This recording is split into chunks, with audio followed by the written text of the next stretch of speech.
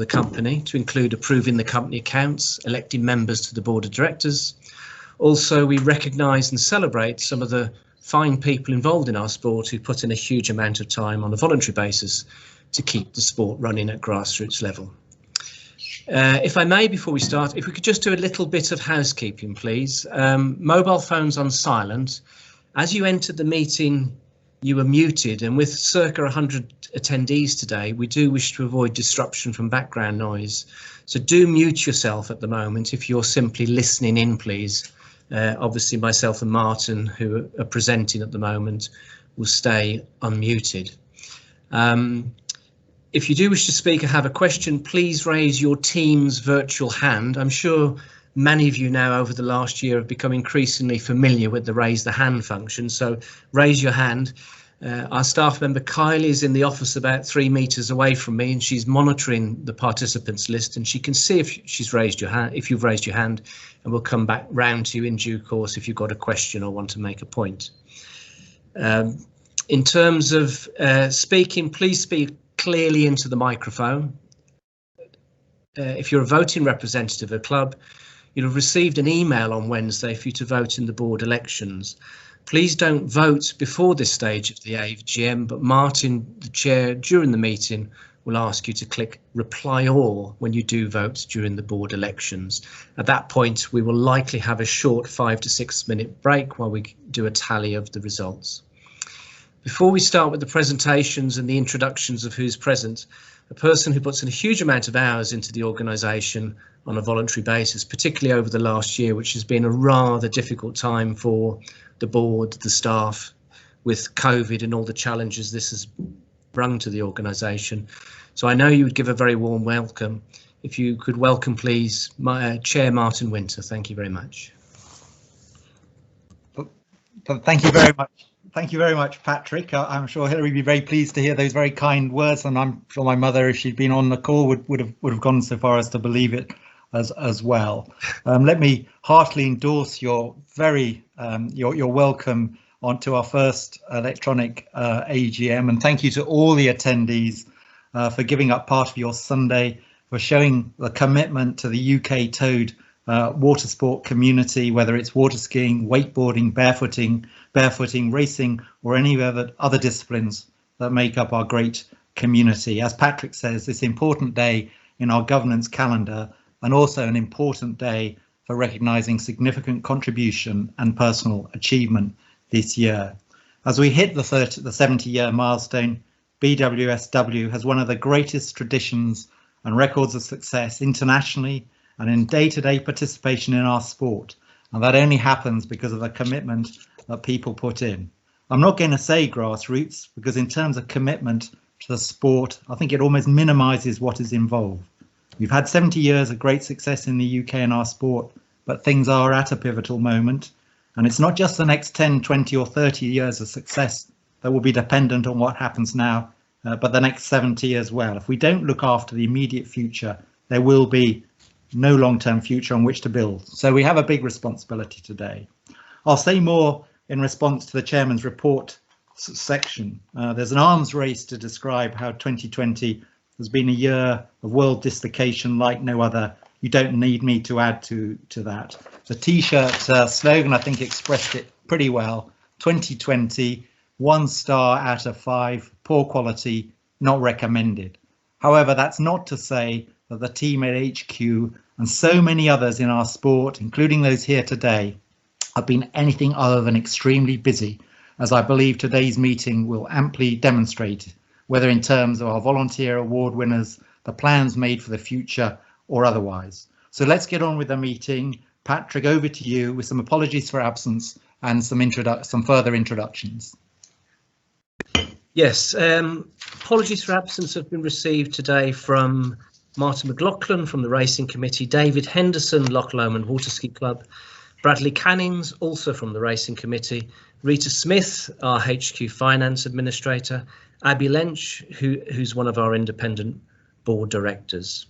I'd just like to very briefly introduce the staff members present, and if I could just ask them, as I say their name, if they could unmute, say their name and just introduce themselves very quickly with their job title. So first off, our operations manager, Kylie Cooper. Hi, Kylie, operations manager.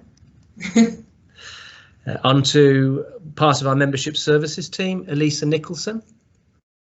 Hello, Elisa Nicholson, membership services. Thank you, Elisa. Business development officer, Keir Bwsw.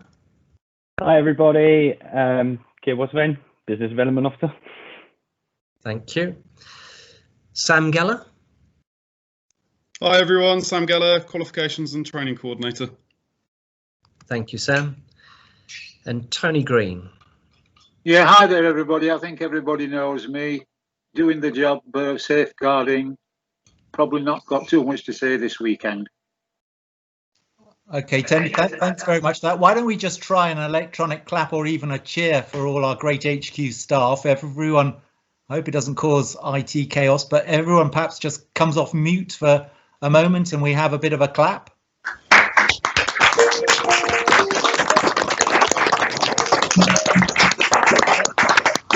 Very good, very good. And I think that we have we certainly have Andy Harris and Alan Goggin here, past chairs. I think Patrick Foley-Brickley, I understand, also is going to attend today. I don't know if you're here, Patrick. In any event, we have in Alan and we have in Andy, I think 18 years of service to the BWSW, which is so somebody needs to go on mute there, which is an extraordinary thing, and we're very, very grateful for the legacy that you've left us. Moving on from the chair, we have, and I don't have because I can't get the attendees exactly who's here from the board, but we've got apologies from Abby Lench, who's standing down. I will just go through the board one by one, and I'll ask them to say their name and maybe add just a couple of words because so that they appear on the screen for more than just a split second. So first of all, Steve Sopp, who probably doesn't need too much introduction, but nonetheless, Steve, if you could just say a very few words to identify yourselves to everybody on this call. Hello all, thank you for attending and look forward to a good meeting. Thank you. Very good. And then Peter James, our inestimable treasurer. Pete, would you please say hello? Hi all. As Steve said, thank you for attending, and a bit later on I will take you through what the results for the accounts to March 2020 show. Well, thanks Pete. And then Simon Waring, I know you're on, I saw you come up. I am. Hello everybody. Weird way of doing this year, but thank you for all your attendance, and it's to a good meeting. Great, thanks Simon. And then Maggie Curtis, I know you're on because you're having difficulty getting in to start off with. Yeah, I've got here eventually thanks to Keir and his help, but yeah, Maggie Curtis, been on the board for a year, been an eye-opening year, really looking forward to the next 2 years. Thanks very much, Maggie. And then Nick Fellows, independent director. Are you there, Nick? I am, Martin, thanks. Yeah, glad to be here. I wouldn't be able to make it given the snowfall this morning. I just completed my first year and looking forward to at least another couple more. Yeah, thank you very much, Nick. And then Claire Lobb, are you there? Yes, I'm here. Thanks, Martin. Yeah, glad to be able to attend, and been on the board a few years now, but thanks for all coming along. Yeah, that's great, Claire. Thanks very much. I don't think I'll introduce Patrick on the basis that you'll already seen him, but of course absolutely fundamental to the success of the operation. So moving on from that, I won't introduce all of the advisory council. There will be many familiar names there, but they play an incredibly important role. People sometimes say to me, what are the terms of reference of the advisory council? It's in the articles very succinctly to make sure the board doesn't lose touch with those at the clubs and the centres, and they do that on a very helpful and constructive, most of all constructive basis. So moving on from the advisory council, now is always the saddest moment of our AGM, when we consider all those who've died in the year and who contributed so much to us. So let's just have a moment of silence in memory of these wonderful people who did so much for our sport.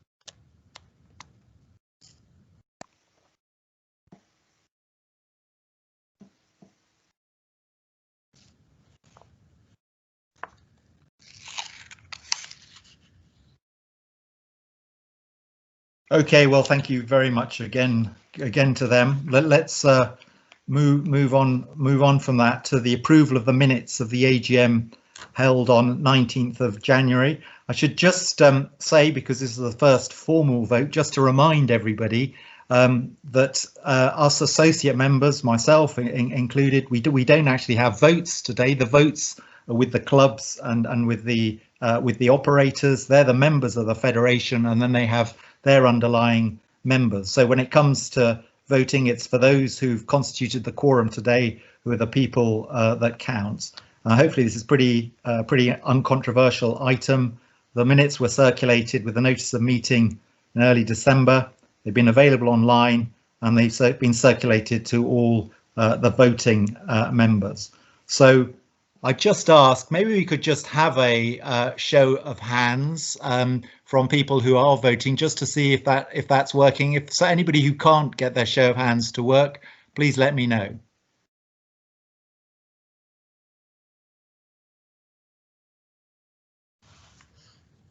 Yeah, that looks good. Lots of shows of hands. Yeah, I'm getting them one by one. So okay, so I'm even slower than usual. So can I ask for a show of hands to approve? Oh, they keep on rolling in. Can I ask for a proposer first of all? Can someone just sorry, it is proposed. Can I have a seconder for approving the minutes? Tony Green. Thank you very much, Tony, and thank you very much everyone else. Can we then have a hands in support of approving those minutes?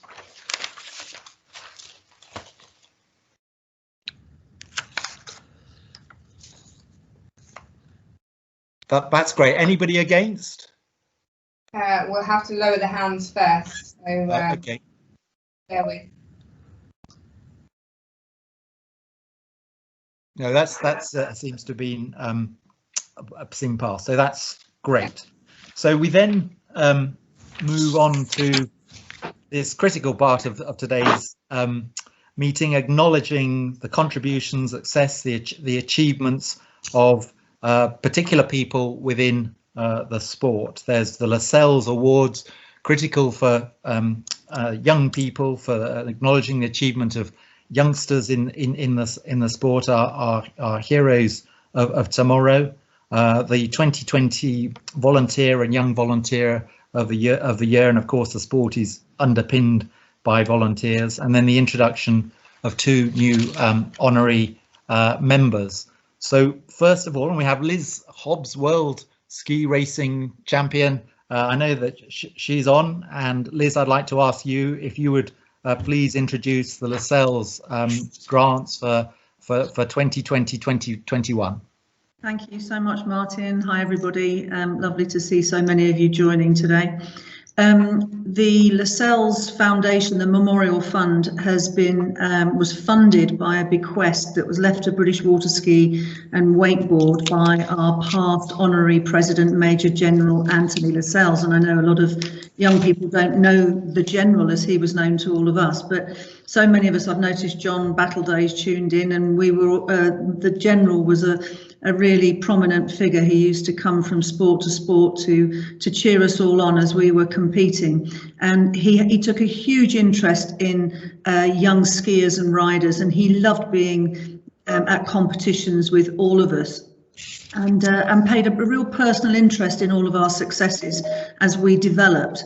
And when he passed away, he requested that some of his estate go towards assisting young athletes to win medals for Britain. He loved a winner.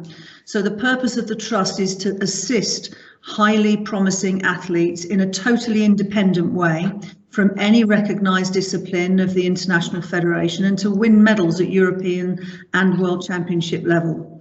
So because of the lack of participation and competition last season, this year the disciplines were asked to nominate individuals to receive a small grant to assist towards training ready for the 2021 season. So as most of you do know, that the fund does accept contributions to help maintain awards for the future and help our youngsters. So please, if you know of anybody, whether it's for now or in the future, would like to leave some money for the Laselles Memorial Fund, then please get in touch with me through Kylie at the Federation and we can arrange to set things up. And I would like to thank very much this year an anonymous individual who kindly donated to the grant this season.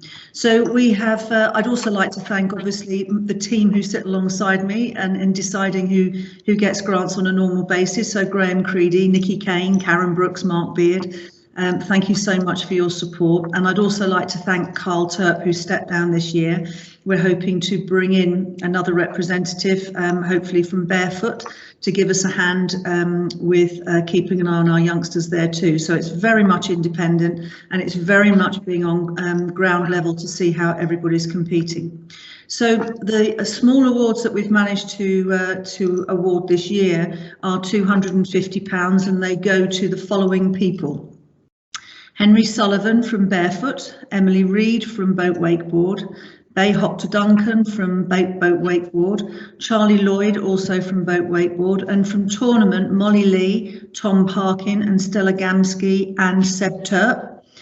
From Cable Wakeboard, Callum Smith, Kieran Sanders, Liam Morgan and Kieran Smith. So that's 12 youngsters who will all be receiving some money from the Memorial Fund to help towards keeping fit and training ready for getting back up into full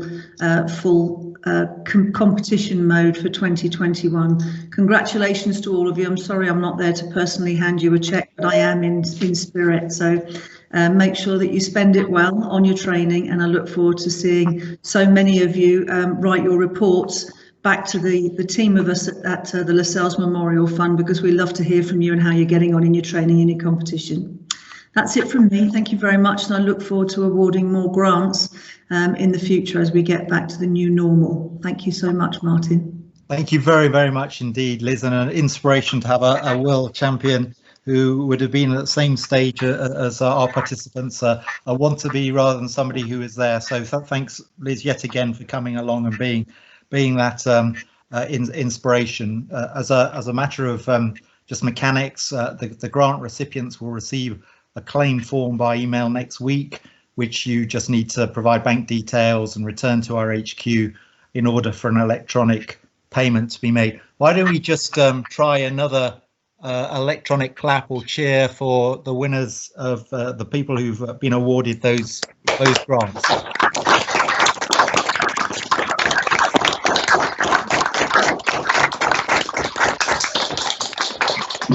Okay. Very good. Very good. So we now move on to the Young Volunteer of the Year award. It's I'm told an incredible 1.9 million volunteers across sport who make sport possible. It's the second highest level of voluntary contribution in the country after caring for relatives, estimated to have an economic value of £5 billion of unpaid, £5 billion of unpaid value. Of course, the sport couldn't operate without the volunteers, and there's so many other volunteers who are equally deserving of, who are very deserving of awards. But Georgina Hutchinson is the winner this year. I think Nick McGarry, hopefully you're there to introduce the recipient.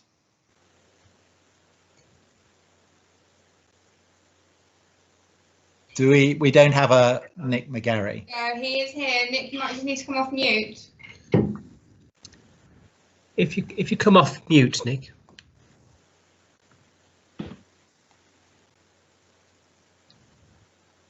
Okay, well, I tell you what, Nick, just if you work on the mute button, we'll come back to you to see how that whether that goes. Always one of the, I think the people have said the most common refrains of the year is you're on mute. Let's just go to the volunteer of the year, and we'll go back to Young Volunteer of the Year, and if necessary, if we can't get hold of Nick, we'll get a substitute.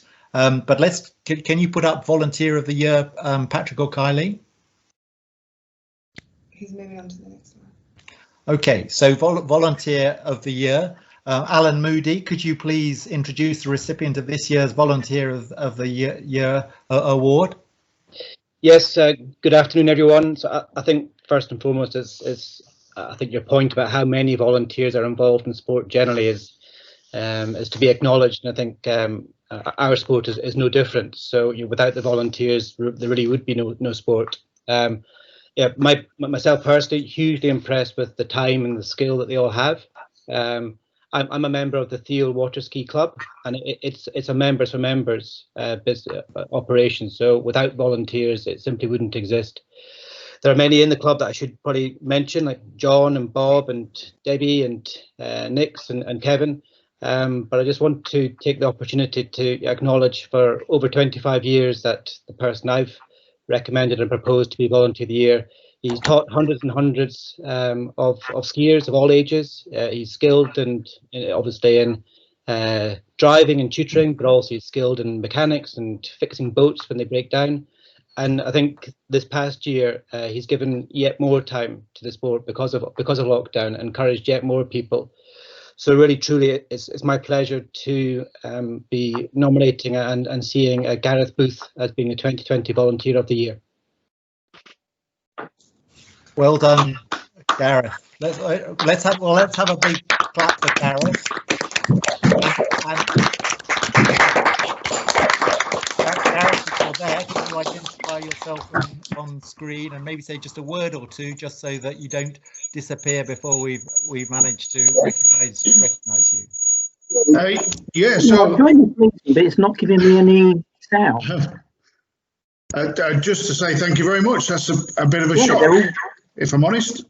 But no, it's a great sport where everyone down at Thiel, I know, loves it. And if nothing else, I know 2020 has been a horrendous year, but it has given us the opportunity to probably spend more time skiing than we would otherwise. So yeah, thanks to everybody that goes down the club.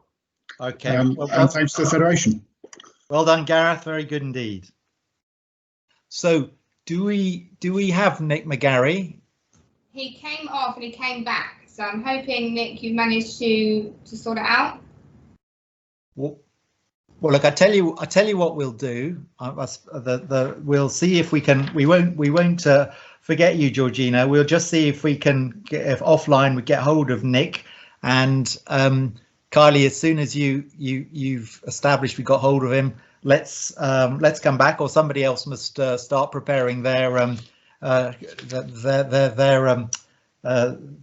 words in recognition of the huge achievement by Georgina in 2020. Young volunteers, absolutely critical for the sport. Nick, are you there? Have you been able to come off mute now? Nick's just rejoined the meeting. Are you able to unmute, Nick?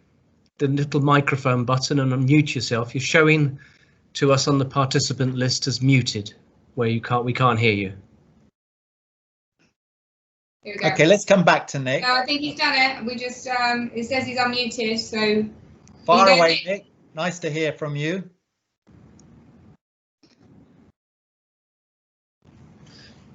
Hello. Are you there, Nick?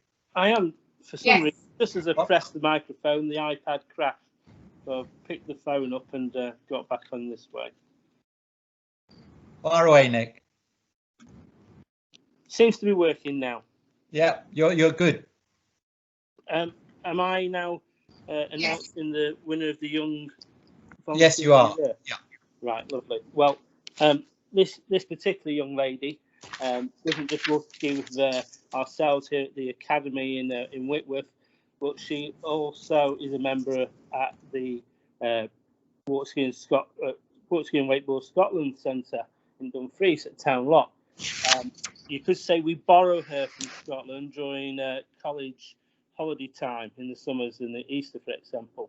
A wonderful inspiration to so many people. It's been a privilege to watch her grow into our sport over several years now. One of the biggest things she's achieved is actually she taught my wife to drive a boat, which stop me having to try and do that and have a divorce.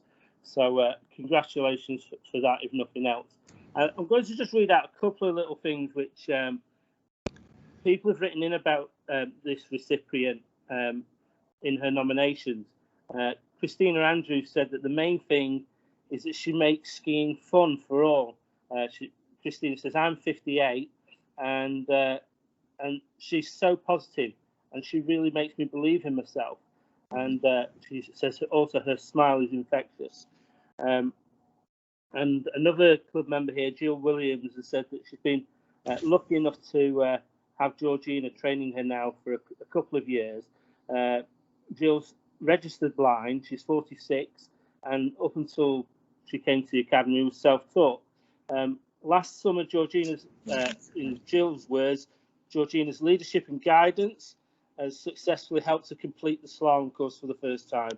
And as a person with a severe visual impairment, it was very empowering and rewarding experience. And she couldn't have achieved it without Georgina's dedication. She owes so much to Georgina, and it's a privilege to be coached and guided by her. And she wants to congratulate her. And that's a common theme. And I think we also have to acknowledge that Alan Murray and everyone at the Scotland Centre, particularly Andrew Haslam, who initially sowed the seed with Georgina Hutchinson that she could be a great skier, and Stuart Wood, who coached her in her early years, have made someone who's not just a young volunteer, but she's a credit to herself, she's a credit to her family, and she's a credit to our sport. So well done, Georgina Hutchinson, on winning this year's Young Volunteer of the Year. Georgina, are you able to come on? Yes, hi. Thank you. This is just a wonderful achievement. I really can't top what Nick said, other than to thank Nick for the opportunity to come down and help and work at his centre. And especially all the youngsters, all the skiers down there just make every day a pleasure to get up and coach and drive and help out. So yeah, thank you. Well done, Georgina. I remember all those years ago in Portahelly seeing you there, and knew then that you're from a great family, going to go on to great things. So let's all do an unmute, and then when just giving a moment for unmuting, let's have a big clap, even a cheer for Georgina.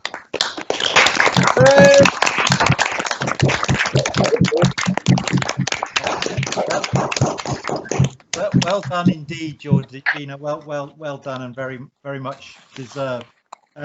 So we now go on to new honorary members. The board of directors have proposed 2 new honorary members in recognition of outstanding lifetime voluntary contribution to the sport of over many years. And I'd like to ask Steve Sopp first of all to announce the first recipient of honorary membership this year. Are you there, Steve?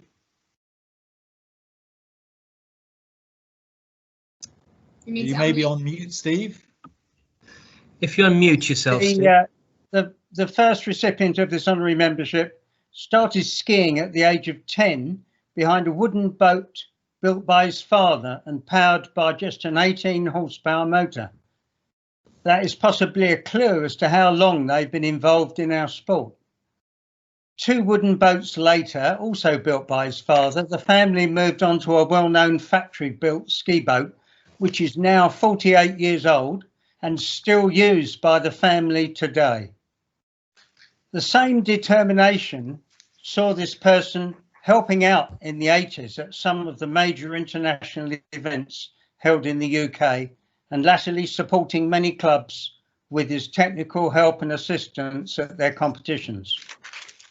An early member of British water ski development team when they met at City Road, regional chairman, British judge, international senior judge, and a current member of the advisory council. His first club in the 70s was the Rock Water Ski Club in Cornwall, and he is currently their vice commodore. For a long and very supportive role in many aspects of our sport, the recipient of this honorary membership is Richard Matos. And I think, Richard, we'd like you to come on and say something. Thank you. Well, thank you for that. I think you've pretty much said it all there, Steve. I know I've been involved with some of the things down at Wiremill in the past, and hopefully in the future. Not really sure what more I can say apart from that it's a great honour to be awarded this lifetime membership, and I hope that some new blood can be found to take on the role in the future, because we're all getting past our sell-by date. So thank you very much to everyone who nominated me. Thank you very much, Richard.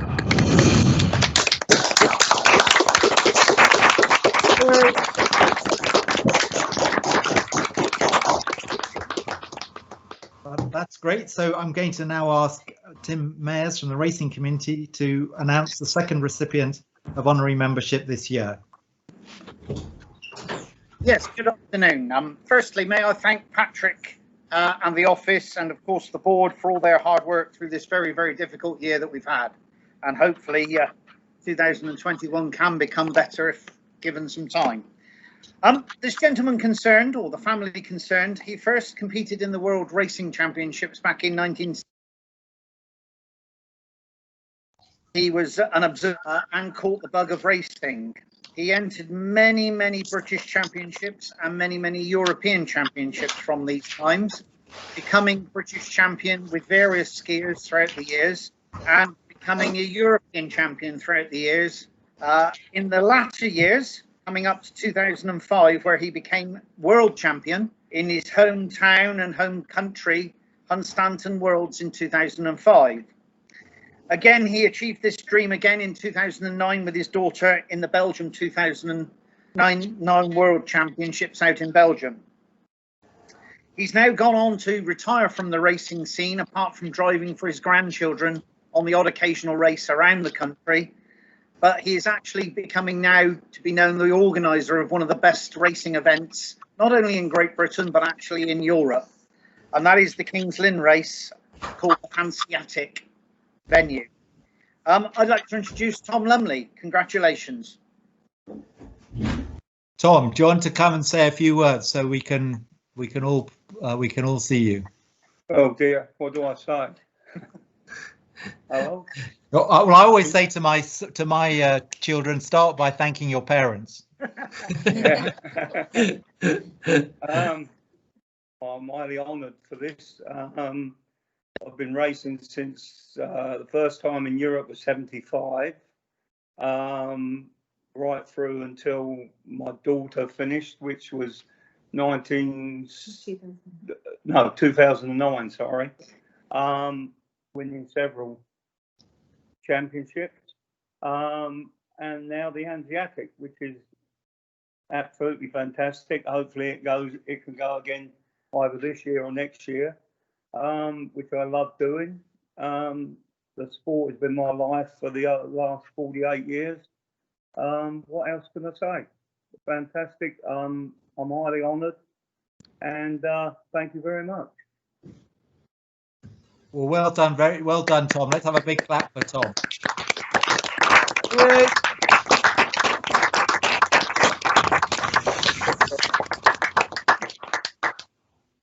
Okay, so now we come on to some sort of fairly technical but important aspects of the meeting, and this is formal part of the governance and formal part of an AGM, or if you have some special resolutions, they don't make you go blind. It means you need a 75% approval of those voting, and just to remind everyone, that means the full members doesn't mean me, doesn't mean any of us associate members of clubs. And the first special resolution is to just change the name of hopefully not too revolutionary, but it's known as the British Water Ski and British Water Ski Federation, and it seems to me we need to be mentioning wakeboard as well, and that's our branding, BWSW. So this is, and it is very important that when people sort of operate through Bwsw, that we do use the name of the limited company, and we do use that branding BWSW. So this is just to align the two more closely. So I hope it's uncontroversial, but if there's anyone got any questions about this, you know, please say right now. Okay, well, so see no hands going up. So on that basis, could I have a show of hands in favour of this resolution?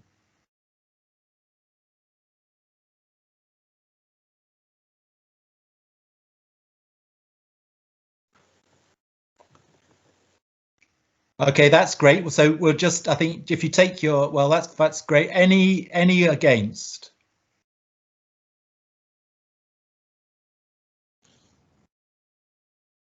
No, that's, yeah, that's right. Kylie, can you confirm? But that's not, I'm not registering any against. Yeah, none against. I think they're just lowering their hands now. Yeah, that's fine. Okay, so that causes for those in the office just the need to get that change in, filing at the company's house. But I think it'll soon be very everyday. The next special resolution is necessary because we want to introduce a category of e-membership. We've been going on for sort of a number of years about how do we capture the pay and play membership without diluting the value of full membership, and so as to log the number of participants outside full membership, and to capture their data and to be able to engage with them and send them information. So we want next year to have a category of e-membership, so that when people turn up at a cable centre, at a water ski club, that it's easier to become or it's more difficult not to become a member than to become a member. We want people to automatically sign up as e-members and give permission for their data to be transferred to the office, so we can engage them with the sport, with content. We can engage them for the benefit of the site with that content. So it's designed to be a way of getting the occasional visitor engaged in the sport. What do they get for their signing up? They get a newsletter, which all the full members will of course get. They don't get anything else. They don't count to weight the votes of any particular club. You have to be a full member to do that, but they do get this new e-newsletter, which we intend to put out in the summer. It's going to be an absolutely sensational newsletter, because Jane Peel, our head of communications, is going to do it, though she will need plenty of support from us in terms of contribution. So again, there may be some questions on that, and obviously very happy to take them at this point.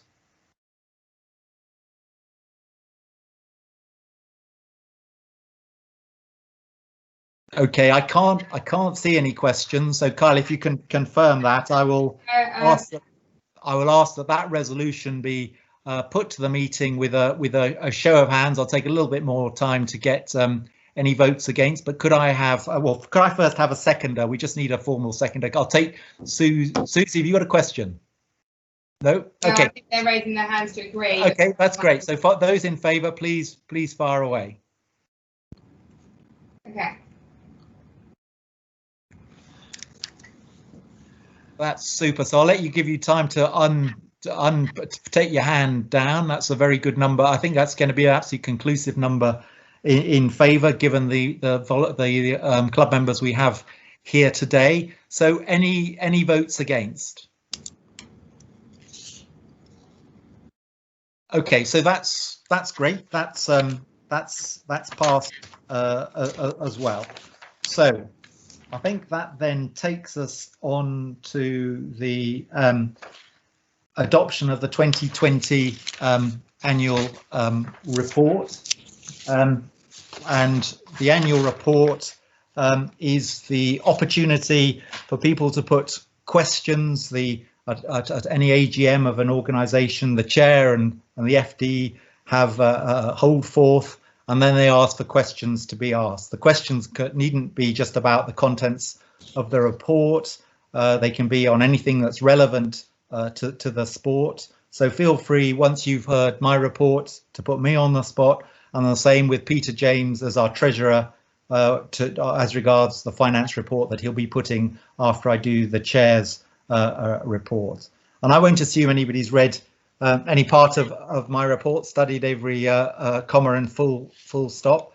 So I will cover what's in that report. What I'd like to just say though first at the outset is that it's been a very hard year for the HQ team and those most closely associated with it. So a big thank you to Patrick, Kylie, Keir, Lisa, Sam, Rita and Tony for keeping the flag flying on such a cheerful and committed basis. And I was very pleased to hear the applause for them earlier. BWSW exists, survives and thrives only because of the infrastructure HQ provides through its staff and through BWSW's ability to harness voluntary provision and the vast amount of selfless hours of immeasurable value created. And just to give you a flavour of some of the things that have come up, some positive, some unfortunately not positive this year, let me just give you a few. And I guess the biggest issue we've had in terms of keeping a discipline alive this year has been with water ski racing. As many of you will know, there's been a critical issue about around inability to get third-party liability cover. Umpteen hours have been spent by Patrick, Steve, Kylie, and those both within and outside the racing committee seeking to ensure to obtain insurance cover for racing clubs. Many battles have been lost this year. There have been many false dawns.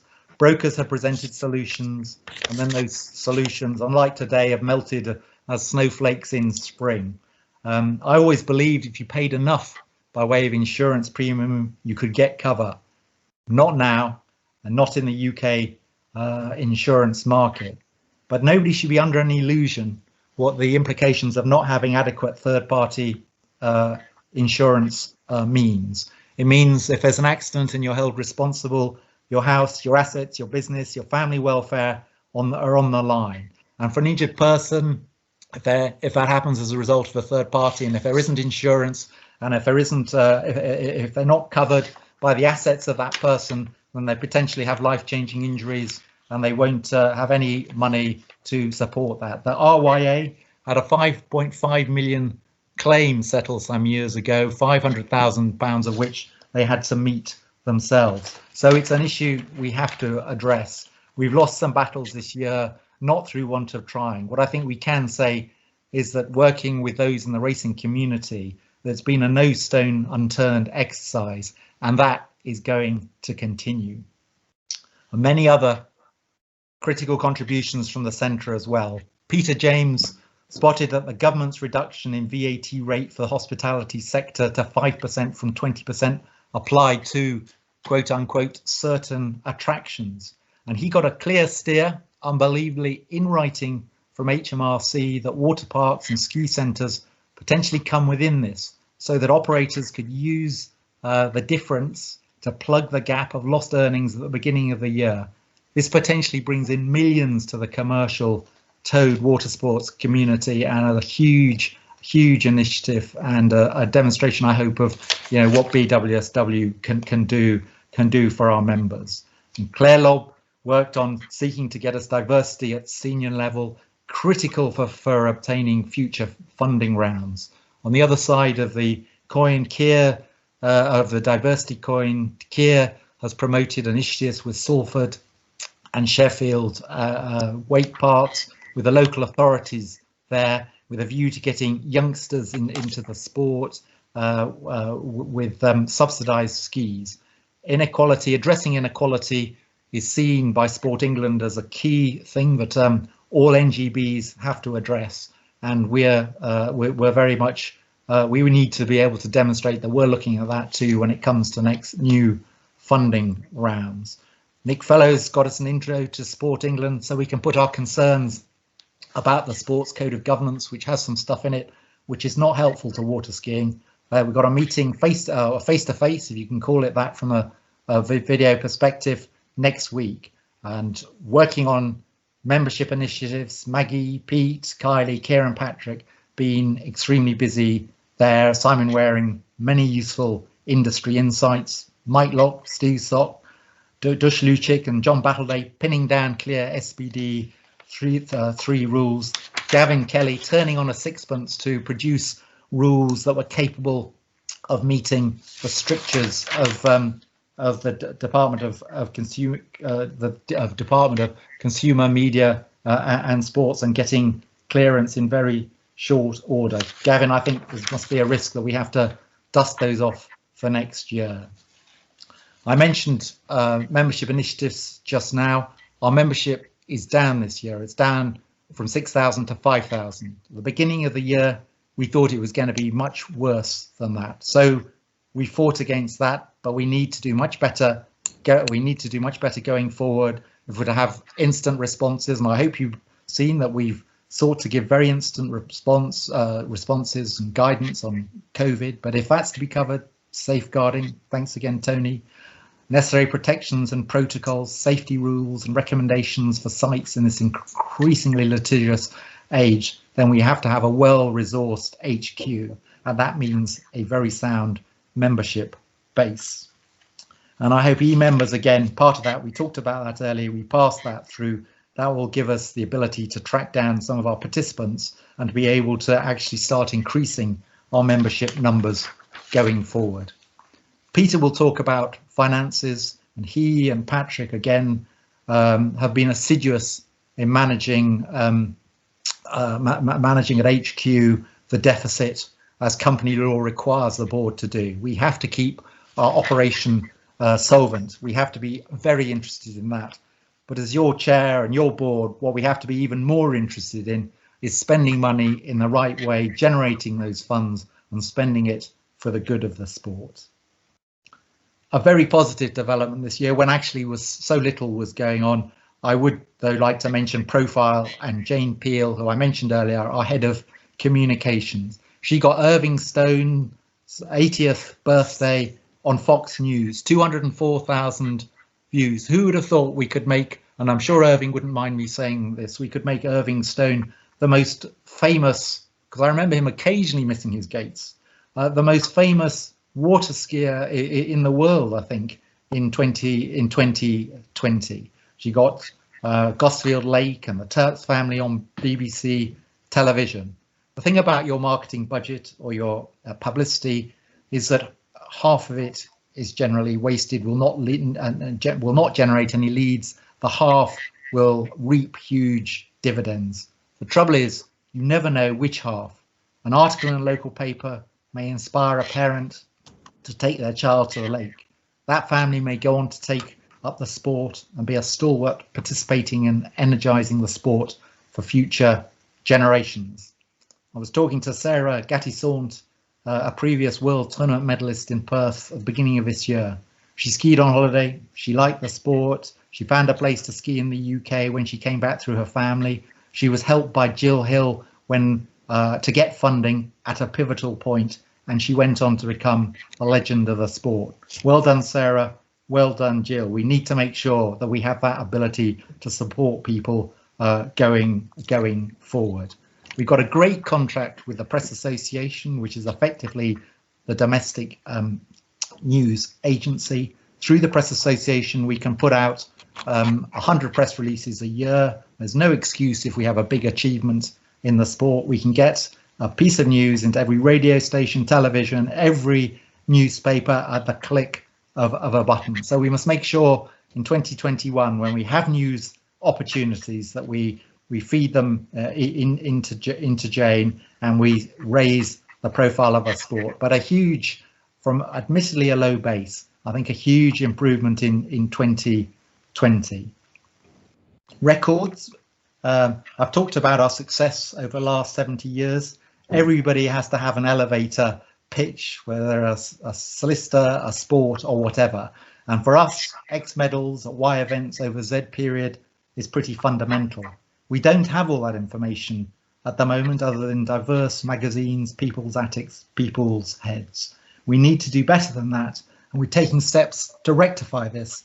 So the information is available at the top of a laptop button, And I do ask disciplines to cooperate with us in assembling that information before it's too late. In terms of resources, additional resources to do more, we're looking to try and benefit from the government's Kickstart scheme, university graduates, those on gap years, so that we can harness their talents at no cost to the federation, help them build a CV, help us at the same time build our sport.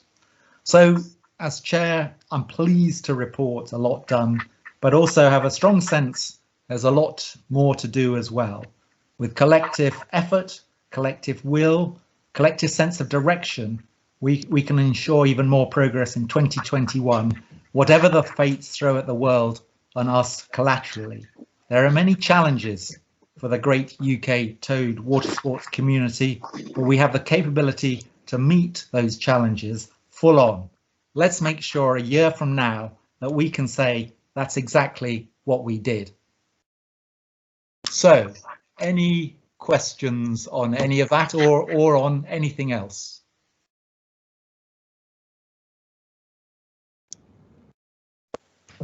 No hands raised. No questions. Well, I hope that's a good sign. So, on the critical issue of finances, I will now ask our brilliant treasurer, public company finance director. We're so fortunate to have such a capable and I have to say to him from time to time, for an accountant, unbelievably creative finance director or treasurer. So, Pete, over to you for your report. Thanks, Martin. So I guess first off, thank you for taking time to listen to me. I shan't dwell too long on this because I accept it's rather dry for those that are not accountants and not hugely into numbers. Probably the first point to remind people of is the annual report that we're talking about here is the 12 months to the 31st of March 2020. So this is not the season just gone, it's the season before. So this was a set of accounts that reflected a complete season without any COVID disruptions. We had some pretty big events. We had racing Europeans and a number of good European and world events across most of the disciplines that year. Overall, the company reported a small deficit of 5k. However, if you look at the general activities, we reported a surplus of 17k. If we look overall, income was slightly down, and that was largely driven by a change in profile of grants. However, membership has continued to be fractionally down year on year to 2020. I'll talk a little about the current year once I've talked to this year, which has been much more challenging. Expenditure likewise was down to just over £800,000 all up, and yeah, basically the net of those two results in your small deficit. Yeah, Martin's talked about some of the challenges for the season just gone. And I think it's fair to say, yeah, it has been incredibly challenging, yeah, both at grassroots, members, club level, but also in terms of the governing body as well. Yeah, Martin's talked about 1,000 members lower. Our income this year, instead of showing income of of the order of 725,000, we're probably going to be nearer 550. Why is that? There's a significant reduction in discipline activity. So yeah, competition income, licenses, levies, sponsorships. So that is actually largely mitigated by cost reductions. So if we looked in the year prior, we had 60,000 of discipline type activity with similar levels of spend. Because there wasn't the events and activities in this season, that income hasn't occurred.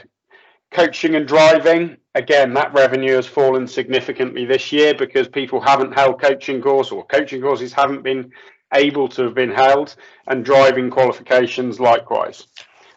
Sport England grants are actually pretty stable year on year, fractionally up. And Sport England has committed to another year to extend this funding round by 1 year, which is incredibly helpful for all sports, not just ours.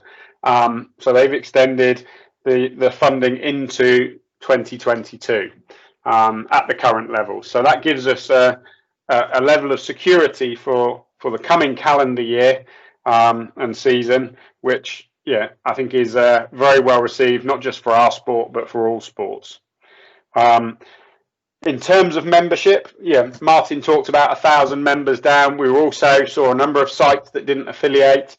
So I think, we're probably looking at membership, the membership side of what we do. In a full year to March 20, we had about 325,000 of income in that bucket. That's probably going to be £100,000 down, whether that be through the 1,000 members, the club's not affiliating because they didn't operate. So it's going to be a very significant drop. So for us, there's a huge amount of effort needed and a huge amount of advocacy. We've got 80 plus people on this call, and I would implore you all to try and get round your local clubs, maybe even the clubs you don't ski at regularly, encourage them to get back on the water, get re-affiliated, get more people back involved in our sport. So recovering those members is going to be absolutely critical for the year coming. And I think, we've got 80 of our best advocates on this call. So I'd ask you all to do everything you can to help rebuild our sport, because clearly that will be critical to being able to deliver some of the things that Martin has talked to and the aspirations we've got for our sport. I think, coming on, there's a couple of, on the next slide, a couple of pie charts which show broadly how our income is made up. In terms of salary support, Sport England is clearly a very significant part of that. And if you look in terms of grant income, our grant income is, not quite a half, but it's certainly well on the way to a half. And I think in the year that we're going to see at the next AGM, we'll see that it's more than half as a result of that reduction in courses, coaching, driving, and affiliation and membership. So it is important. I think in the coming years, Sport England are going to be putting pressure on all sport to try and become more self-sufficient. So we need to work hard as a core team here today, who are real advocates for our sport, to try and drive self-sufficiency. Probably moving on to the piece that's closest to everyone's mind. The board has agreed that it's absolutely right this year to not increase memberships and subscriptions. They're going to be held flat year on year to hopefully support and encourage all of us to re-sign up next year, hopefully get back on the water a little bit more than we were able to this year. No increases in club insurance. There has been some minor improvements where the brokers have been able to negotiate some slight increases in the level of covers. But in essence, they're all maintained at the same level. So single club adult, £55, family membership, £92, one adult, one child, £75, juniors, 20, and students, 28. So before I go to the slightly formal part of the finance presentation, is there any questions anyone's got or wants to ask ahead of the requesting you to adopt the annual report?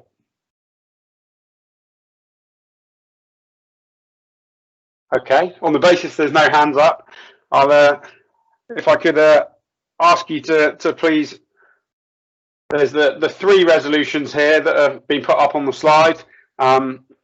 If we could ask for the first one, can I have a votes in favour of adoption of the annual report? That's a good selection of hands. Thank you very much. And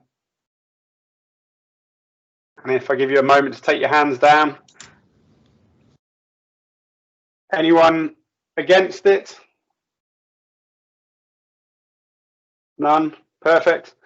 Number 8, approval of the audited accounts for the year end March. Thank you very much. Good show of hands coming in.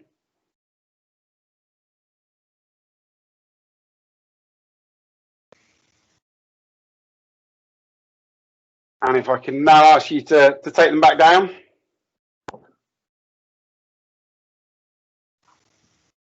Any votes against?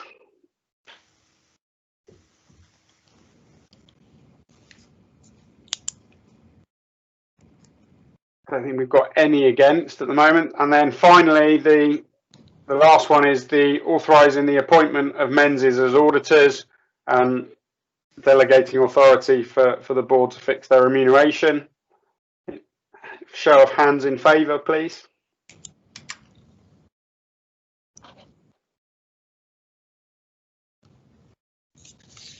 Perfect. Thank you very much. And if I could ask you to take them down. And finally, is anyone against that resolution? No, I don't think we've got any votes against, Kylie. So I'll hand back to Martin, who will carry on with agenda item 10. Thanks very much, Peter. Much appreciated. So I think we have a slide that says, you know, who just attendance at the meetings this year. Will come up in a minute. Just before we go to the election of the directors, there've been a lot of meetings this year, and often at short notice. It's understood that people have businesses and you know, a life to run. So and Abby Lynch had twins earlier in the year.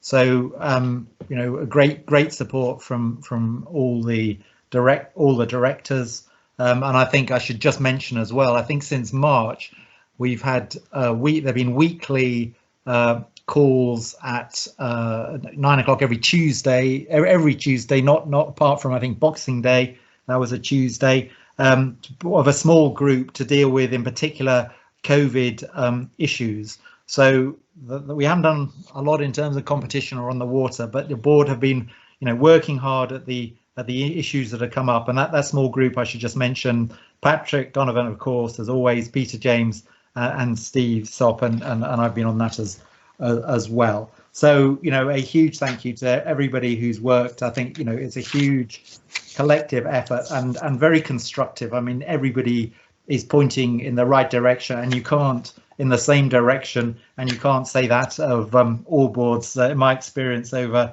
a number of years in legal practice in corporate law. So thank you very much to all of the directors for their efforts there. So we then move on to the election of the board of directors for 2021. These are non-independent directors, and we have up to 6. We've got 2 spaces here. Peter James, who's been our treasurer, Hannah Bird, and John Battleday. So in terms of actually how we actually sort that out, we were asking, and I think the voting members should all have an email to respond to, and they will put down 2 names. But and I think everybody's got a resume of all the candidates' information, all of them extremely well qualified. So if I could ask our candidates to introduce themselves one by one, I'll just set out the order, why they wish to restand or stand for election in the first place. So starting with you, Peter.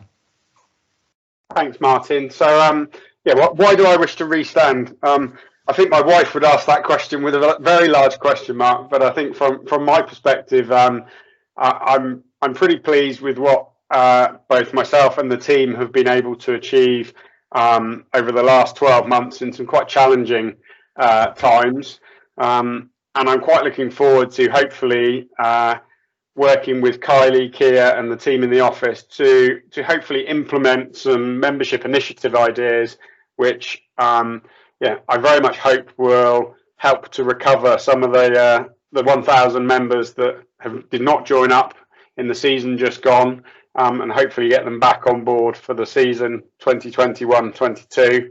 And yeah, I think I've still got something to add to the team, and hopefully that the membership at large feel I do and are prepared to support me. Thank you very much, Peter. So Hannah, are you there, Hannah Bird? Oh, yep, I'm here. So far away. I am a social media and marketing manager. I do a lot of different platforms and work with a lot of different sporting places. Over the last kind of 3 years, I've helped the Southwest of Racing achieve over 70% increase in sporting participation levels, pretty much solely due to management and social media exposure. And on a pretty much weekly basis at the moment, we're achieving way over 2 million engagement on different platforms that I run, which is obviously very, very valuable at the moment, especially when people are at home. And I think that as good as social media is with British Sports Ski at the moment, there obviously are improvements in everything. And I think I could really help to increase to a even wider target audience through just doing basic social media. Thank you, Hannah. That sounds very impressive. So, John Battleday. Well, first of all, I'd just like to say congratulations to Richard Matos for being made an honorary member. I feel my 50+ years in water skiing, wakeboarding and cable give me a unique understanding of our sport, competing, coaching, organising and training. I was a member of the British water ski team for over 20 years, winning many European and world medals. I've used this experience to organise national and international events. Over the years, I've been able to help many skiers achieve and reach their full potential to become world and European champions. I'm passionate about safe boat driving, and I've helped to develop boat and cable boat driving courses, as well as being heavily involved from the beginning with the coaching courses and cutting edge, etc. I'd like to help our network of clubs and the volunteers that work hard to make their clubs successful have easier access to coaching to help young and new skiers. I have a good understanding of cable wakeboarding and have organised kids club and training videos, etc. My 2 sons competing at international and world level. With government grants becoming harder to attain, BWSW membership is becoming even more important. I'll use my knowledge of cable ski operations to help increase participation and retention numbers in the sport, which will then increase the potential for more BWSW memberships. By serving on the board, I will use my experience of serving on BWSW committees to communicate developments within the sport directly to the affiliated clubs and members. Thank you. If anyone's got any questions, fire away.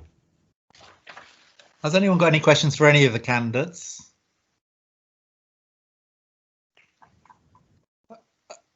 Okay, so on that basis, let's go to the vote, and it's again it's the voting members, it's the clubs that got the vote, and you will have an email from Kylie. It says please reply to all, but don't worry, that's not going to anybody other than Patrick and Kylie, but it's so they can work together. Yeah, this is our first electronic vote. It's conceivable that it all goes awry, but we would hope to get back to you within 5 to 10 minutes, but bear with us while we do that. Kylie and Patrick, are you ready to receive those votes? Yes, we are indeed. I mean, just to be clear, all you have to do, if you're a voting full member, you've got an email which is circulated on Wednesday, which you'll have on your inbox. It gives you your name as proxy, the club name, and the number of votes you have. And there are 3 names there. And all you have to do is click reply all and delete one of the names, leaving the 2 candidates that you would wish to be elected to the board. There are 2 hands raised at the moment. Colin has raised his hand and somebody else, it's just come up as signs, so I'm not sure. So who was the first question, Kylie? Who raised the first question? Colin first, please. Colin. Good afternoon. I don't seem to have that email. No, Colin, we still didn't receive the proxy form, I'm afraid. Despite you chasing it, it didn't come back. Oh, okay. I thought it had. Okay. No, I'm afraid we never received it, Colin. And I know Kylie phoned you. I think it was on Wednesday, Thursday last week. And I know you said you'd passed it over to Matt. I did, yes. But we never received it from him, I'm afraid. Friday came and went. Right, so I'm sorry. Enough. Well, thanks for your efforts. Yeah. Vince, do you have a question? You unmute. Vince. Hello, sorry, Kylie. Yeah, I didn't receive it either, but I think I voted via mail. I'm not sure. I haven't had an email to vote. That's okay. We're just going to check your proxy form, Vince, just to. It is on the form, so I can use that, Vince, if you didn't get the email, or I can send you an email now. No, mate, whatever's easiest. Use what I've got on the form. That's All fine. right, I'll keep this. Thank you very much. That's fine, thank you. I'll get back in my box.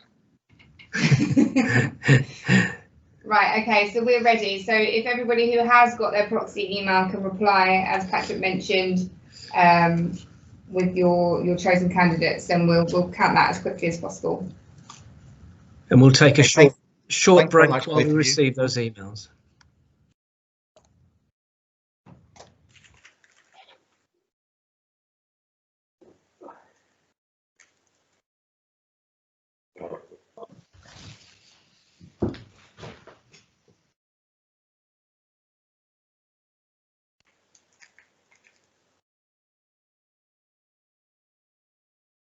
Patrick, I'm having difficulty finding the email.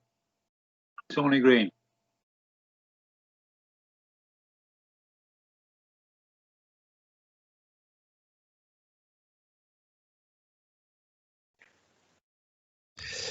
Tony, what we'll do is Kylie will find the email that she sent you last Wednesday, and I know you're logged into your Microsoft Outlook at the moment, the British Waterski Microsoft Outlook, and she'll send it to you in a second directly to your Tony@bwsw email address. So you should get that in. It's just gone now, so you should get that in seconds. Okay, thank you.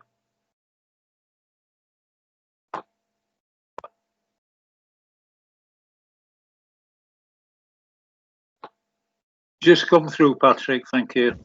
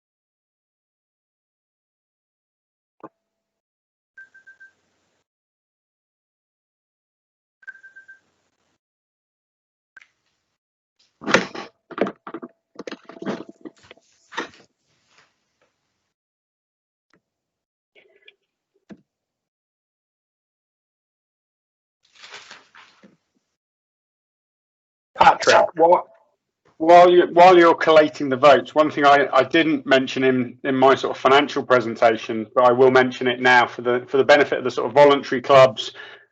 Sport England have got a fund for return to play, and that is a fund which is available for all grassroots sports.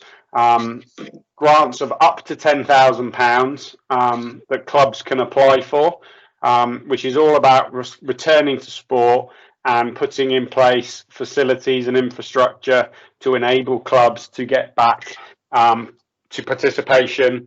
And to the extent that people are interested and clubs think that would help them get back on the water, more than happy to chat to individual club committees or clubs, as I'm sure the team in Keir and co in the office will also will field questions on that. But but Sport England and the government are being hugely supportive of sport. The fund is £15 million, and they're making awards of up to £10,000 for clubs and community groups returning to play, particularly targeting young people being active. I'm sure others have seen it in the news around child inactivity. They're very keen to get people back outside, active, doing stuff.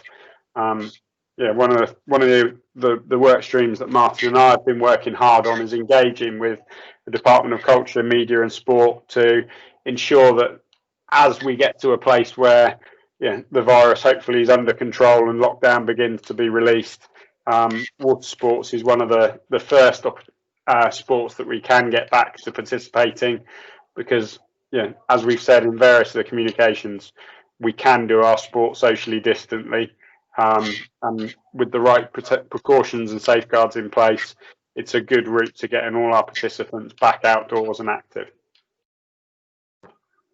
I'd like to follow on from Peter with that. Just as a reminder, you had a communication last year that all clubs that pay small business rates can apply to their local council for a very generous grant. Many voluntary clubs over the country, and also commercial clubs, depending on how much rates you pay, can have some very generous grants. And there is a release of further information on the National Council's websites, every council, dated the 19th of the 1st.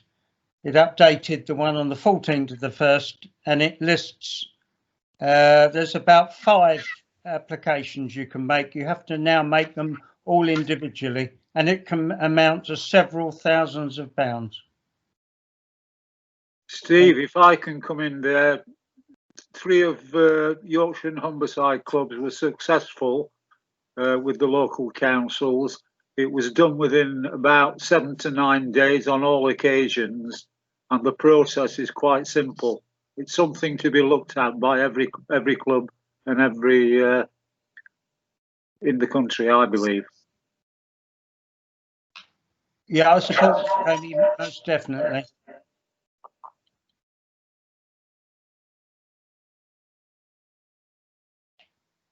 Kylie, have you got my vote in, Tony Green?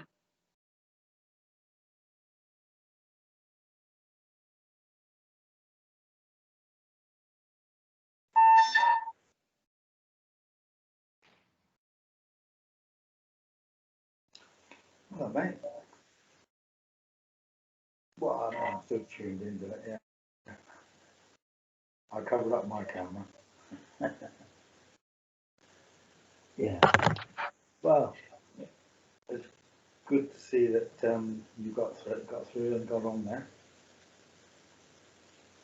And I could see at one time you looked as though you might have been dozing off something.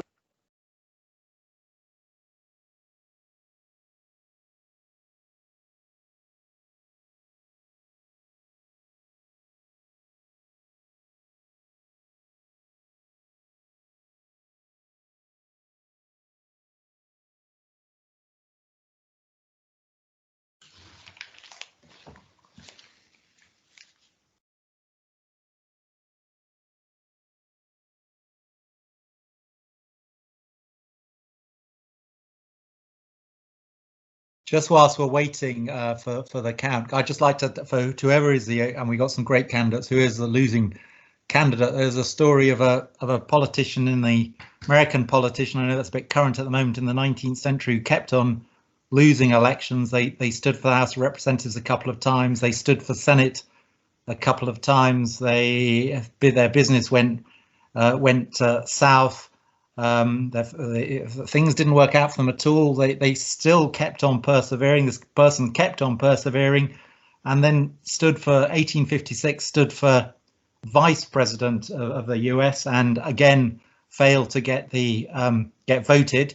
And then in 1860, he got voted in and became Abraham Lincoln, and one of the most revered presidents ever. So I think in any vote, resilience is is always a good thing.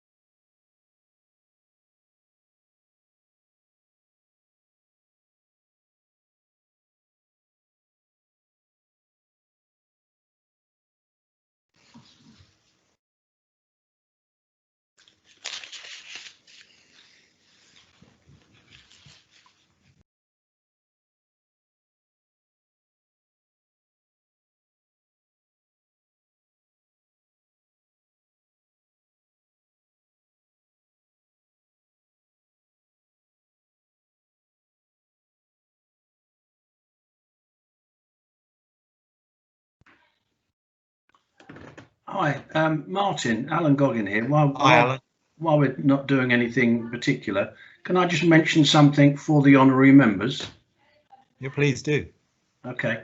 For those of you that have joined the honorary members team, and all of us who are already honorary members, one of the great facilities is that we get our membership free.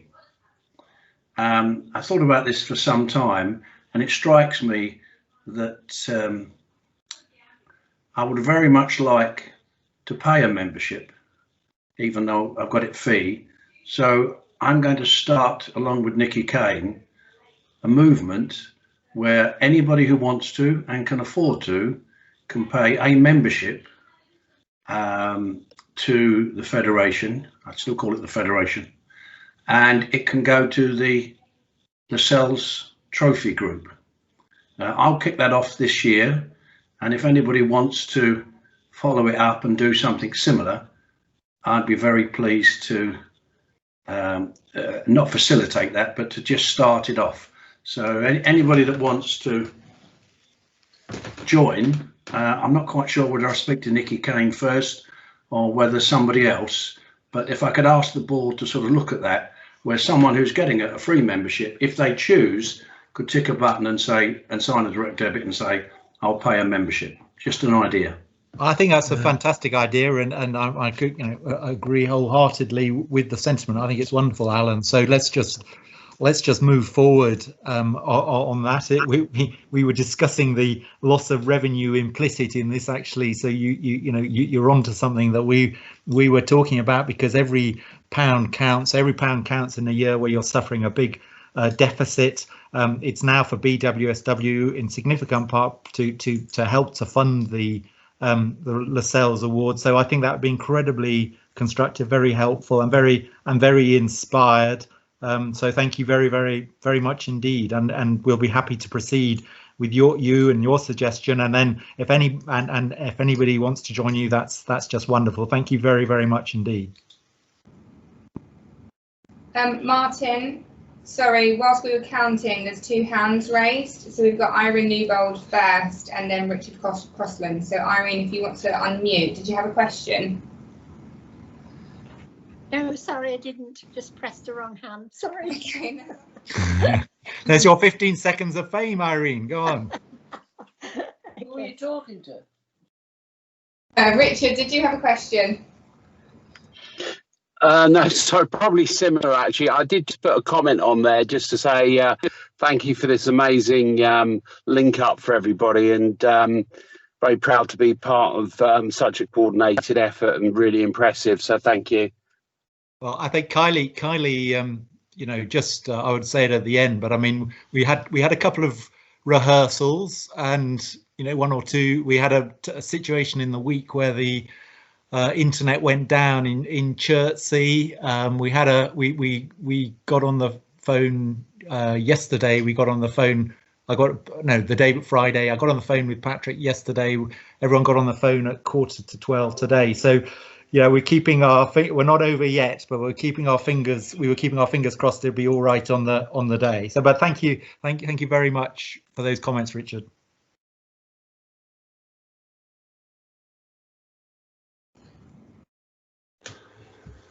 Just to add, I'm disappointed that the cucumber sandwiches haven't turned up yet. No, sorry about that. Is that it? Email.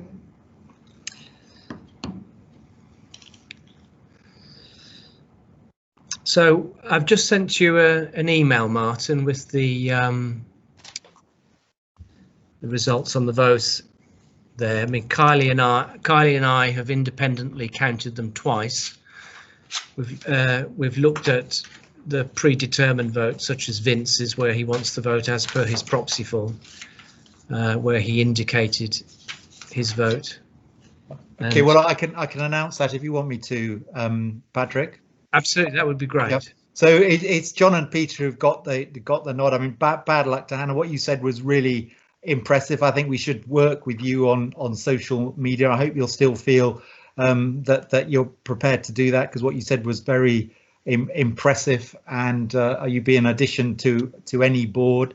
But today it's congratulations to John and Peter. We don't. It's in our articles. We don't sort of give any figures, but it was John and Peter. Feel for you, Hannah. We've all been there, but well done, and you couldn't have done a better presentation. So I think on that basis it concludes the business of the meeting. I mean, there is any other business, but we don't have any notice of that.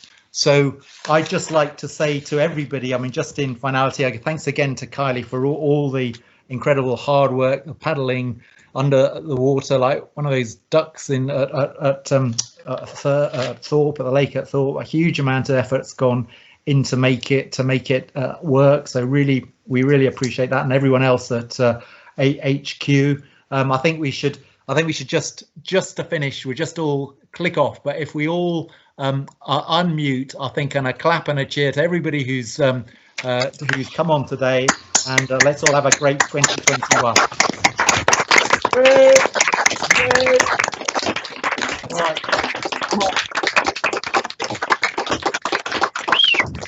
Thanks everyone. Take care. Thank you. Bye. Thank you very much. Thank you. Thank you. Bye bye.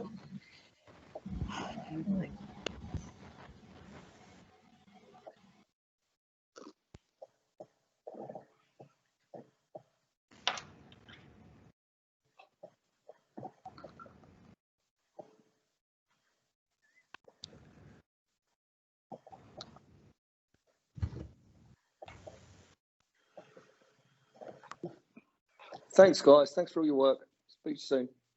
Thanks. Bye.